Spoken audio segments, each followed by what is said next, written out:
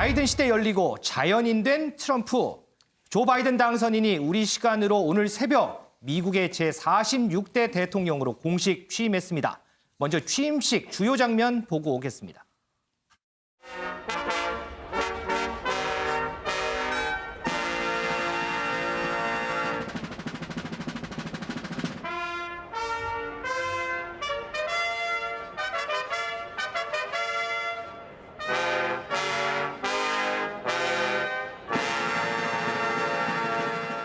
Preserve, protect, and defend the Constitution of the United States. Congratulations, Mr. President.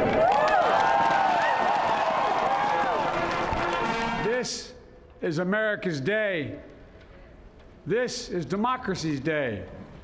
A day of history and hope, of renewal and resolve. And we must reject the culture in which facts themselves are manipulated and even manufactured.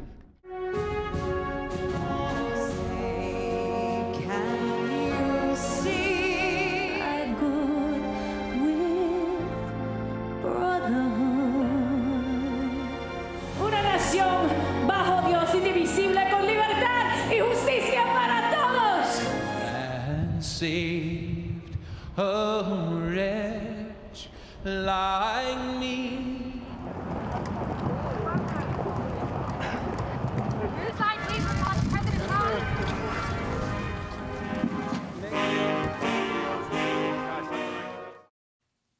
김원미 기자. 네. 지금 이제 취임식 열린 저 장소요. 네. 이달 초에 그 시위대 난입했던 그 의사당 거기 맞죠? 맞습니다. 지금 보신 바로 그 장소가 지난 6일 그 미국에서 시위대가 그 난입했었던 의사당 앞에서 있는 야외 무대입니다.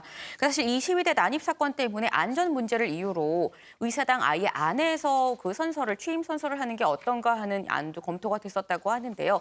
그래도 전통적으로 지금까지 해왔었던 대로 의사당 앞에 이제 야외에서 취임 선서를 하자라고 최종 결정이 됐다라고 합니다. 근데 저희 그 취임 선서를 하는 모습을 자세히 보면 그 옆에 그 질 바이든 여사가 뭐 엄청 큰 무슨 책 같은 걸 하나 들고를 있어요. 근데 그게 뭔가 하고 보면은 바로 성경책입니다. 네. 그러니까 미국 대통령들은 항상 이게 취임 선서를 할 때 한 손을 성경에 얹고 그리고 이렇게 손을 들고 이제 취임 선서를 하게 되는데 네. 이 미국의 건국 이념 자체가 이제 크리스찬이 그 토대가 됐기 때문인데요. 저 성경책이 사실 상당히 눈에 들어왔습니다. 성경책을 보면 저 책이 엄청 오래돼 보입니다. 눈으로만 봐도. 근데 저게 바이든 가문에서 128년이 된 그런 성경책입니다. 그러니까 뭐 거의 뭐 가보, 족보 수준이라고 볼 수 있겠는데 뭐 두께도 한 12.7cm나 되고 근데 오늘 취임식을 본 미국인들 사이에서는 저 엄청나게 큰 저 성경책을 들고 있는 질 바이든 여사를 보고서 질 바이든 여사 저거 성경책 좀 들려고 운동 좀 했어야겠다라는 우스갯소리도 나왔다고 하는데요. 이 성경책 안에는 오늘 이렇게 취임 선서를 한 바이든의 이 기록이 오늘 날짜 1월 20일 뭐 낮 12시 뭐 선서를 했다라는 것까지 기록이 됐다라고 합니다.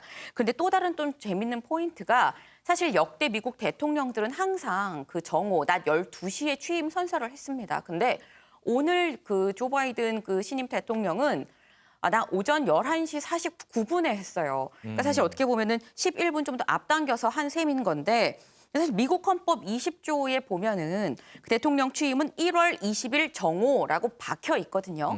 그래서 항상 정오에 했었는데 바이든은 11분 더 빨리 했습니다. 그래서 취임 선서를 11분 더 빨리 하고 이어서 취임사를 했는데 엄밀히 얘기를 하면 사실 그 당선인인 신분에서 아직 낮 12시가 되지 않은 상태에서 취임사를 얘기한 셈이 됐습니다.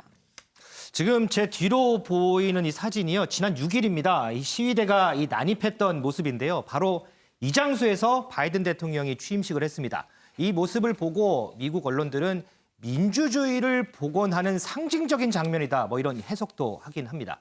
이동석 기자. 우리가 좀 전에 이제 취임식 장면 봤는데 뭐 그렇게 막 시끌벅적하거나 화려하진 않아요. 이게 이제 코로나19 뭐 테러 위험 이런 것 때문에 이제 조용한 취임식이 될 거다. 뭐 이런 예상이 많았는데 실제로는 그랬잖아요. 그런데 축하 공연 보니까 그렇게 또 조용하진 않은 것 같아요. 네, 그렇습니다. 그래도 취임식 하면 빠질 수 없는 게 바로 축하 공연인데요. 그동안 파격적인 의상을 입은 가수 레이디 가가는요. 평화의 상징인 금 비둘기 브로치를 달고 평소보다 차분한 의상으로 미국 국가를 열창했습니다. 레이디 가가는 바이든 대통령을 그동안 강력 지지해온 인물로 알려졌는데요. 제니퍼 로페즈도 축가를 불렀습니다. 라틴계 가수인 제니퍼는 노래를 마치고 라틴어로 이렇게 축가 메시지를 전하기도 했는데요. 네.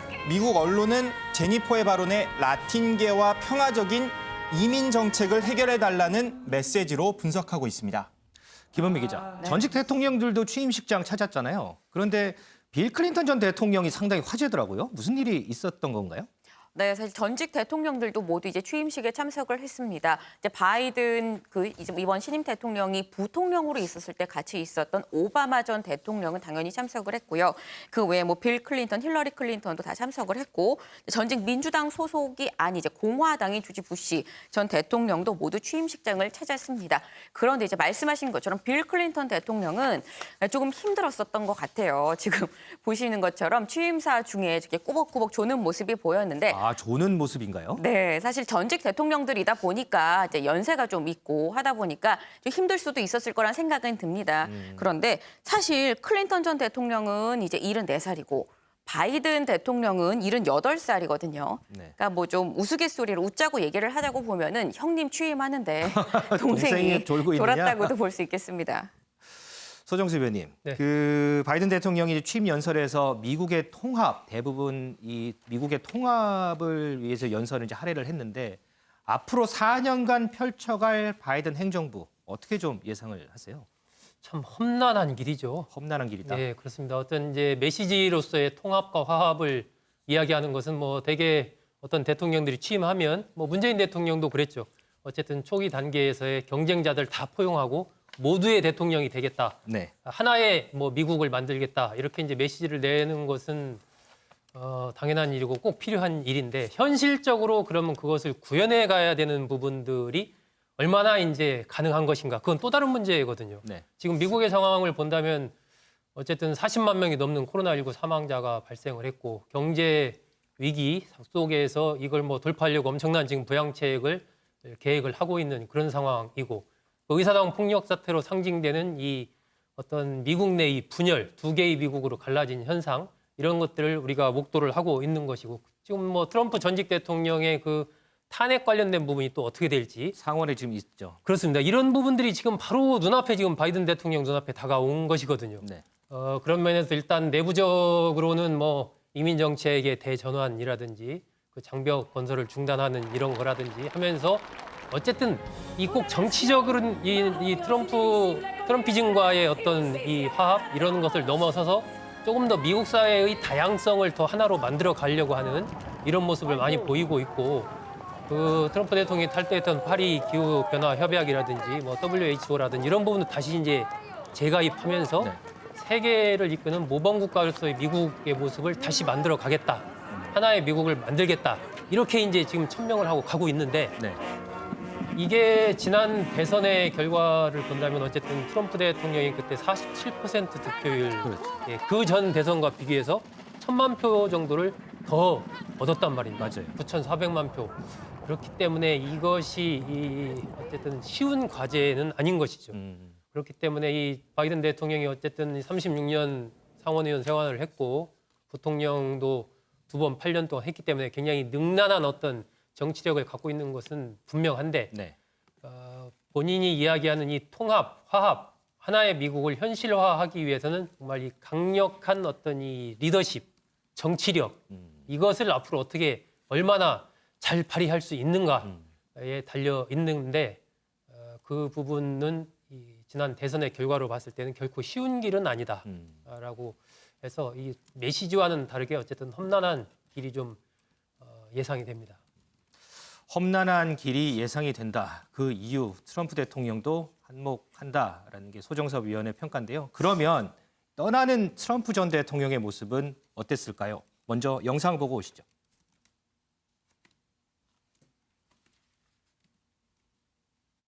A great honor, the honor of a lifetime. We've had an amazing 4 years. We've accomplished a lot.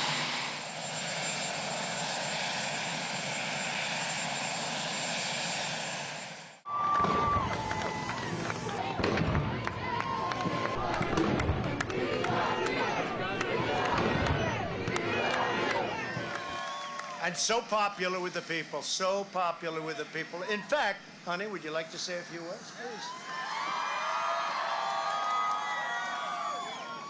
Being your first lady was my greatest honor. Thank you for your love and your support. Thank you. We love you. We will be back in some form.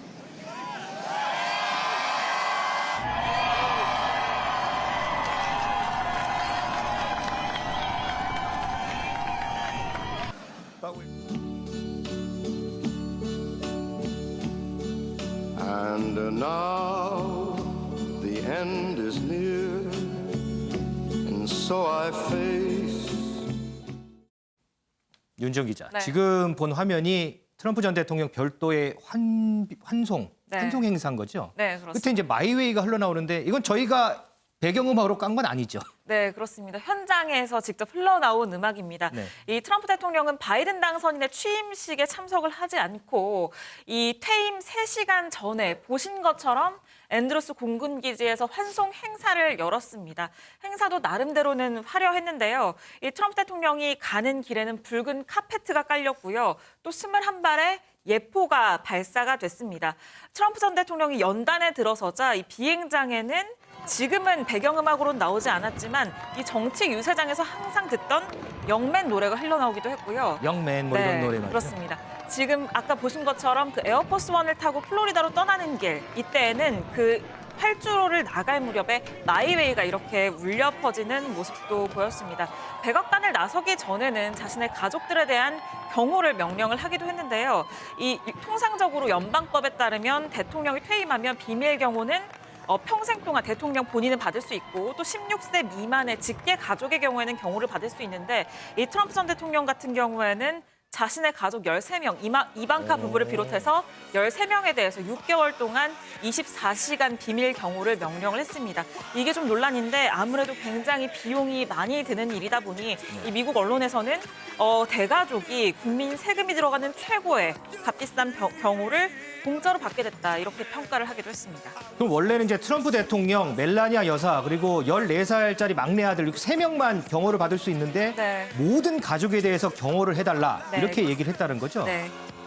그런데 어제 이제 떠나면서 한 연설이 의미심장했다 뭐 이런 얘기가 있던데 어떤 부분이 좀 의미심장한 거예요? 네, 그렇습니다. 조금 전에도 이 연설 모습을 보셨는데요. 이 연설을 통해서 정계 복귀 의지를 피력하는 듯한 이런 발언을 했습니다. 항상 여러분을 위해서 싸우겠다. 또 어떤 방식으로든 되돌아오겠다. 우리는 곧 보게 될 것이다. 결국에는 다시 돌아오겠다라는 의지를 담은 발언입니다. 그런데 이 연설에서요, 대부분은 자신의 정책 선과를 치켜 세우는 데 할애를 했고요. 이 조 바이든, 이 신임 대통령의 이름은 단 한 차례도 언급하지 않았습니다. 백악관 참모들은 당초 이날 진행할 연설문을 따로 준비를 했었다고 해요. 그런데 이 참모들이 준비했던 연설문을 당일 아침에 읽어보고는 이 연설문은 쓰레기통으로 결국 들어가게 됐고요.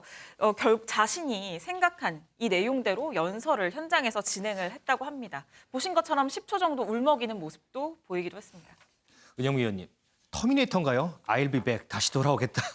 자, 트럼프 대통령 어떻게 다시 돌아올까? 그리고 만약에 돌아온다면 4년 전에 이제 선거할 때 승리할 때 그 지지율, 그런 그 시민들의 이런 환영 받을 수 있을까? 이 부분이 좀 궁금하긴 합니다. 네, 조 바이든 대통령이 당선됐을 때 America is back 했습니다. 미국이 돌아왔다. 제대로 된 미국다운 미국이 돌아왔다 했는데 그러면 이제 트럼프 대통령은 가야 되는 거죠. 트럼프 is gone이 돼야 되는데. 근데 트럼프는 I'll be back을 외치고 떠났습니다. 그래서 어떻게 돌아올 것이냐. 당장 트럼프의 트위터 계정도 지금 중지돼 있거든요. 그렇죠. 그래서 자기가 뭐 앱을 만든다 이런 얘기도 나왔는데 조만간 이 문제부터 해결해야 될 것 같다는 생각은 듭니다. 소통을 하기 위해서. 근데 이제 그거는 뭐 되겠죠. 어떤 다른 방식을 찾겠지만 월스트리트 저널에 따르면은 트럼프 대통령이 측근들과 신당 창당을 검토하고 있다고. 신당을 전해졌어요. 창당한다? 네, 신당을 창당한다고 하는데 뭐 가능성 있는 시나리오라고 저는 생각합니다. 왜냐하면은 트럼프 대통령이 끝까지 대선에 불복했던 이유도 4년 후를 내다보고 영향력을 그대로 유지하려는 그런 계산이 깔려 있다 이런 분석이 나왔었잖아요. 그렇기 때문에 이렇게 잊혀지지 않게 하려면 물론 트위터도 여전히 열심히 해야 되겠지만 그 영향력을 계속 이끌어 가려면 뭔가 이제 더 좀 더 조직화된 그런 걸 만들어야 되는데 그 방법 중에 하나로 이제 신당 창당을 검토하고 있다는 거죠. 거론되는 신당의 이름이 뭔 줄 아십니까? 애국당이에요. 애국당이요? 네네. 영어로 하면 Patriot Party. 당이 파티니까 Patriot Party. 우리나라에는 뭐 또 비슷한 뭐 당들이 많이 있긴 한데 하여튼 애국당이라는 이름으로 지금 신당 창당을 검토하고 있는데 이제 신당이라는 게 물론 이제 어떤 형태로 하느냐에 따라 다릅니다만 시간이 좀 많이 걸리고 자금도 많이 들 수 있어요. 그런데 일단 조직은 돼 있습니다. 왜냐하면 트럼프 대통령이 이번에 바이든 대통령한테 졌지만 그때 지지율이 얼마나 나왔냐 하면 7,400만 표가 나왔어요. 네. 그 2016년도에 트럼프 대통령이 당선됐을 당시에 그 표보다도 더 많은 표입니다. 그렇죠. 네. 그러니까 트럼프는 갔는데 트럼피즘은 남아있다는 얘기가 그래서 나오는 겁니다. 그래서 지금 바이든 대통령이 통합이니 이런 얘기를 하는 것도 지금 상황이 녹록치가 않아요. 트럼프는 지금 사라졌지만 트럼피즘이 남아있고 이것이 또 4년 뒤에 어떤 모습으로 나올지도 모르는 그런 상황인 겁니다. 그래서 그렇다면 만약에 신당 창당을 한다면 상당히 곤란해질 사람이 아니라 조직은 공화당이죠. 왜냐하면 대부분 트럼프의 지지층들이 다 공화당의 지지층이니까요.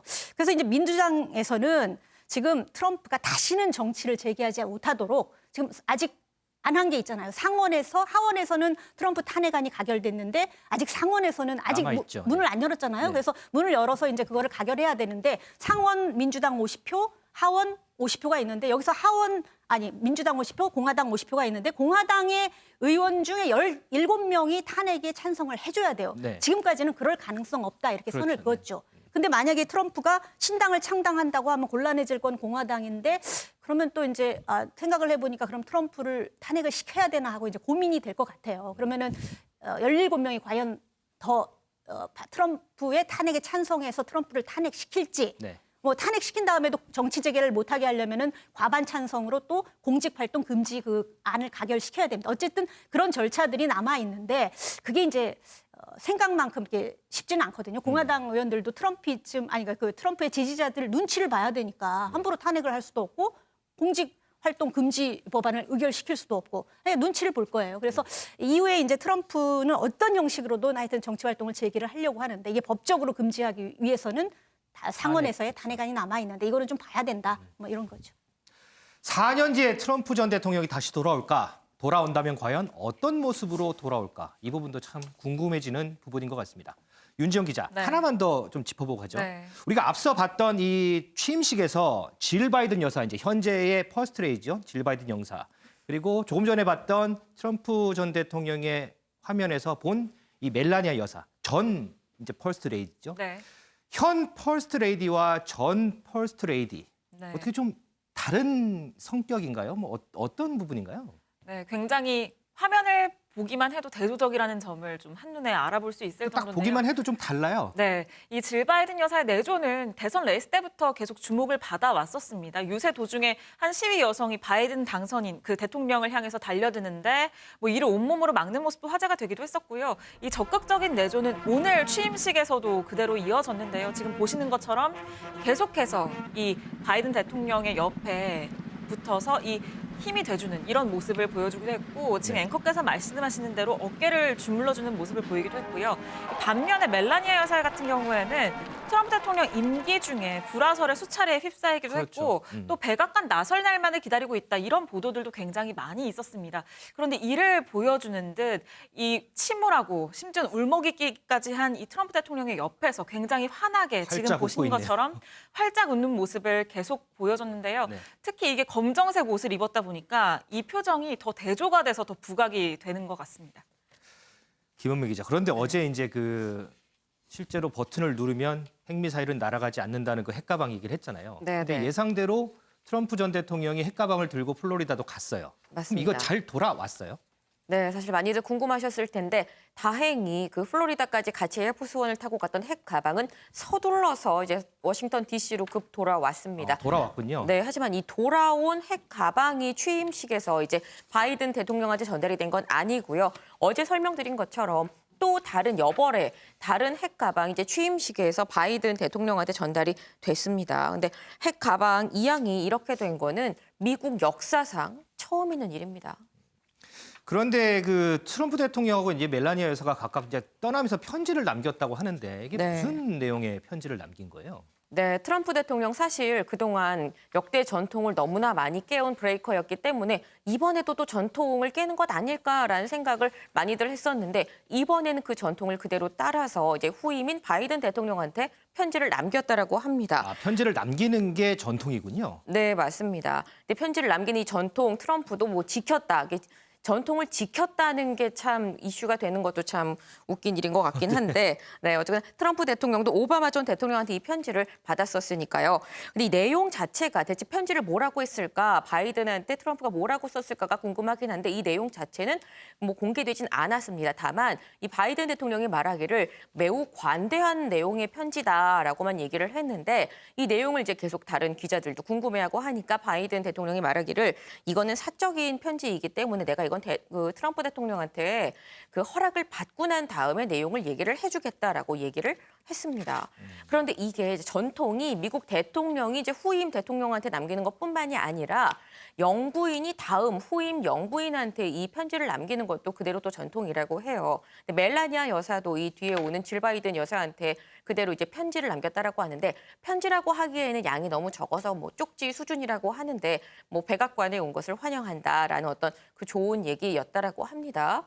근데 멜라니아 여사의 이 편지보다도 중요한 건 멜라니아 여사가 쓴 다른 편지, 백악관에 있는 한 80여 명의 그 직원들한테 쓴 편지가 지금 뒤늦게 논란이 되고 있는데 이제 멜라니아가 이 직원들한테 남긴 편지가 알고 보니까 다들 이 직원들은 멜라니아 여사가 직접 우리한테 써줬구나, 마지막 가는 게 써줬구나라고 생각을 했는데 알고 보니까 이제 영부인 집무실, 그러니까 우리나라로 치면 제2부속실이라고 볼 수 있겠는데 여기에 있는 이 하급 직원한테 나 대신 써달라라고 얘기를 하고 본인은 나중에 뒤에 이제 서명만 했었던 사실이 뒤늦게 알려져서 이게 직원들이 상당히 허탈해하고 있다라고 합니다. 알겠습니다. 자, 이 문재인 대통령도 바이든 대통령에게 미국의 통합과 번영을 이뤄낼 것이다. 가까운 시일 내에 만나서 허심탄회한 대화를 나눌 수 있기를 기원한다. 이런 축전을 보냈습니다. 새롭게 펼쳐질 바이든 행정부, 한미 관계, 북미 관계 어떻게 풀어갈지 관심이 쏠립니다.